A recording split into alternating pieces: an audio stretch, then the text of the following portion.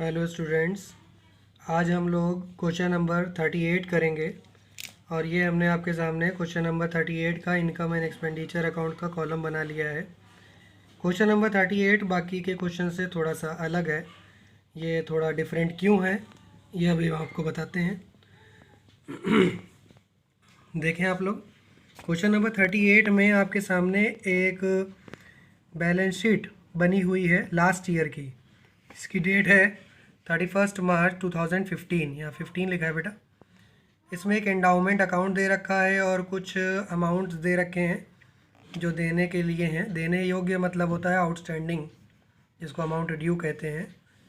इधर एक एसेट्स दे रखा है और प्राप्त राशियाँ। प्राप्त का मतलब यहाँ प्राप्त नहीं देखना, प्राप्य लिखा है। प्राप्य का मतलब एक्रूड होता है।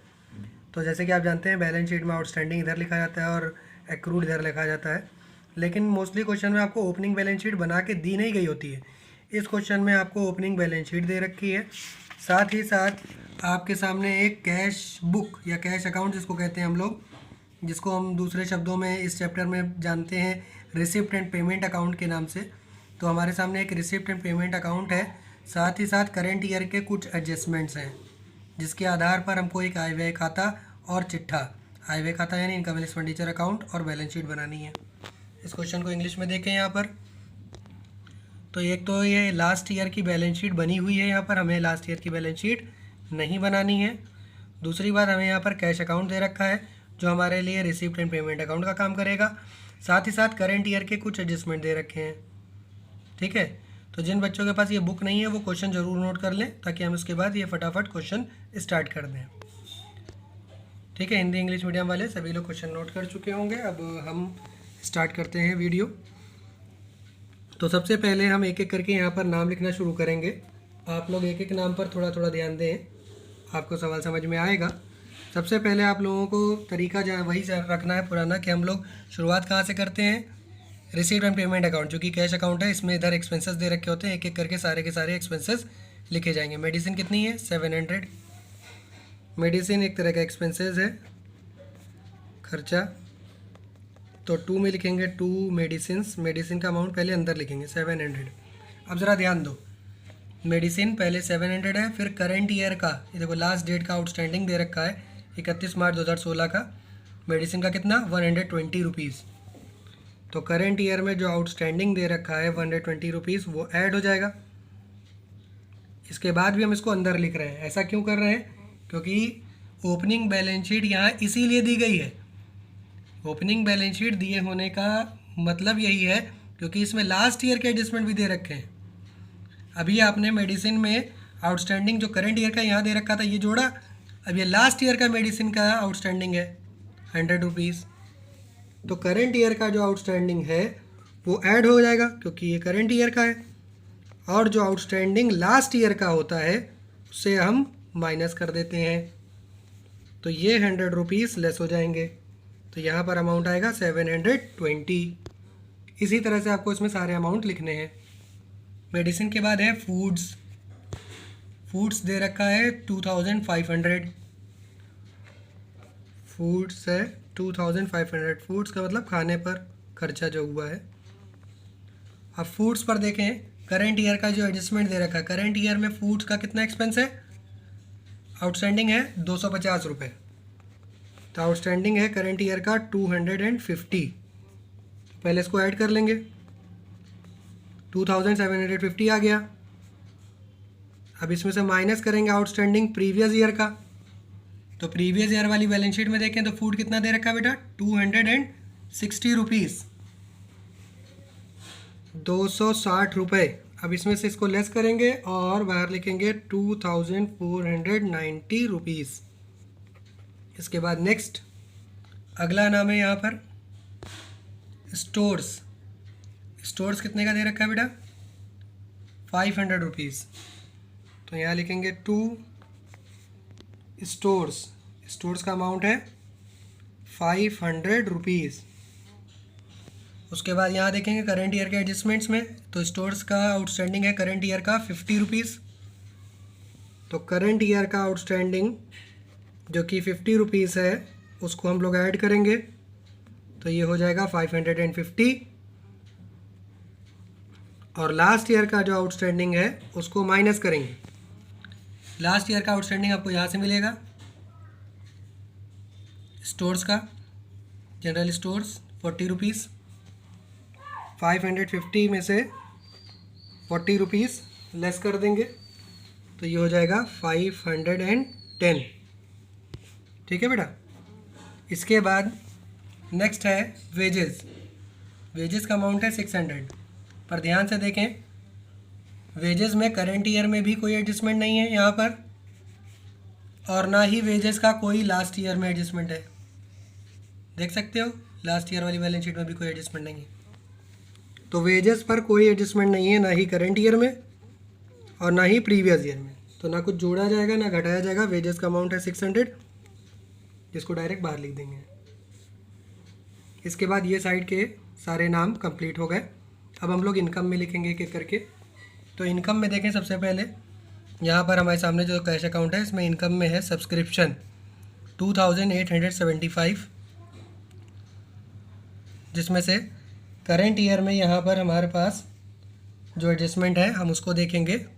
तो to receive from friends of patients 120, ये फ्रेंड्स ऑफ पेशेंट का एडजस्टमेंट दे रखा है, लेकिन सब्सक्रिप्शन पे कोई एडजस्टमेंट करंट ईयर में भी नहीं है और प्रीवियस ईयर में भी नहीं है।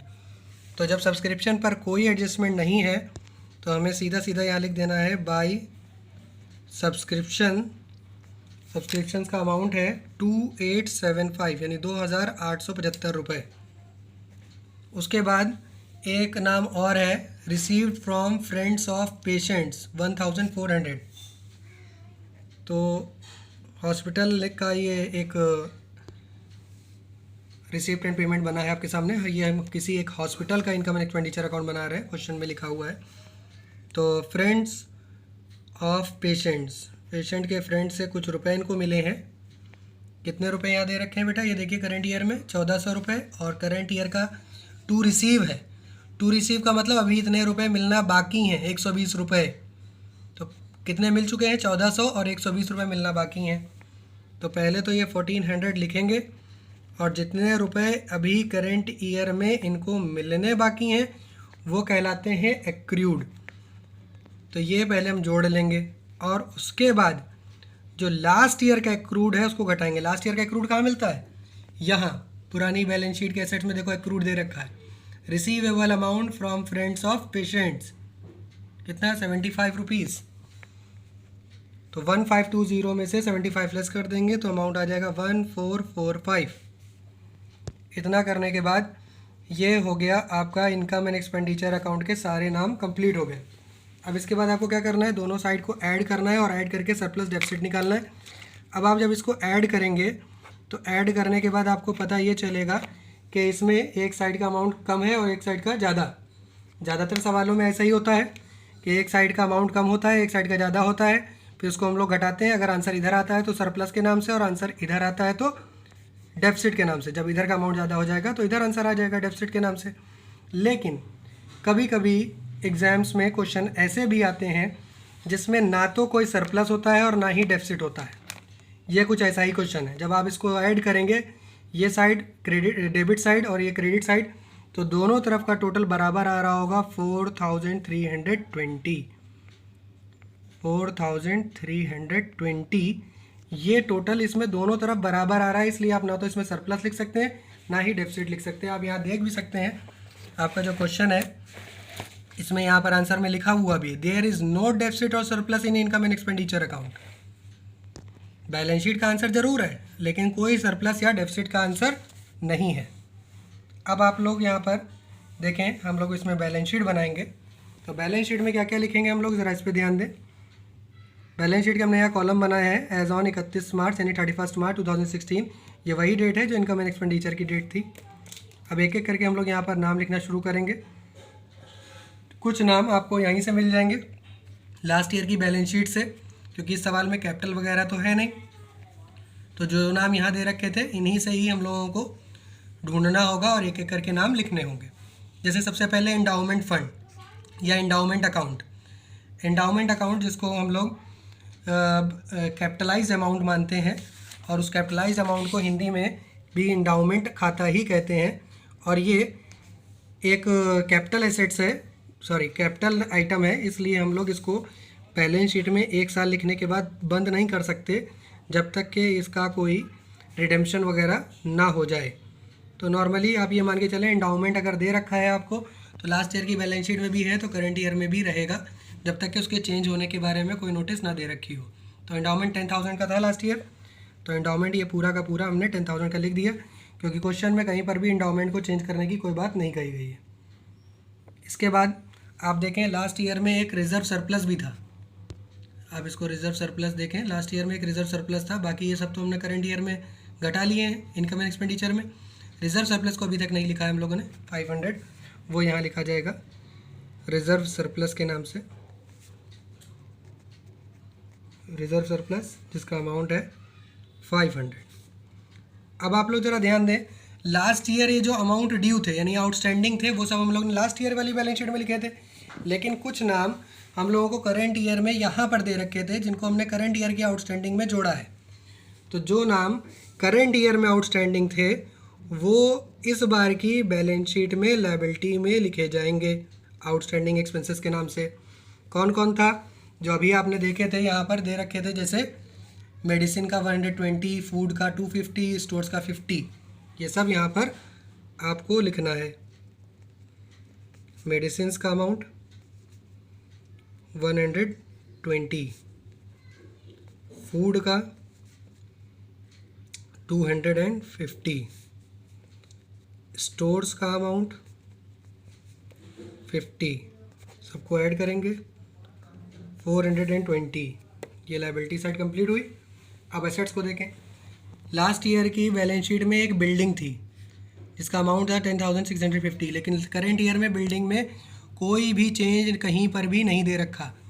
इट मीन्स बिल्डिंग की जो कॉस्ट थी अभी तक वही है, तो बिल्डिंग में हमने कोई बदलाव नहीं किया, कोई चेंज नहीं हुआ। कॉस्ट ऑफ बिल्डिंग 10,650 की दे रखी थी और 10,650 की हमने फिर से लिख लिया। इसके बाद आप ज़रा ध्यान से देखेंगे तो इसमें एक कैश बैलेंस दे रखा था, कैश 175। ये आप लोगों को हम पहले भी समझा चुके हैं। ये जो बैलेंस शीट में कैश आता है ये कहाँ से आता है, ये इस रिसिप्ट एंड पेमेंट अकाउंट यानी कि कैश बुक के स्टार्टिंग और क्लोजिंग बैलेंस से आता है। ये जो स्टार्टिंग बैलेंस है ये ओपनिंग बैलेंस शीट में गया है यहाँ पर, और जो इस बार का ये क्लोजिंग बैलेंस है ये इस बार की बैलेंस शीट में आएगा कैश इन हैंड 150,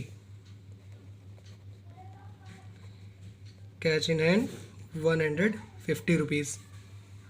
इसके बाद एक एक्रूड भी था करेंट ईयर में, receive from friends of patient 120 rupees, तो यहाँ पर लिख लेंगे ये एक एक्रूड अमाउंट है या रिसीवेबल अमाउंट है,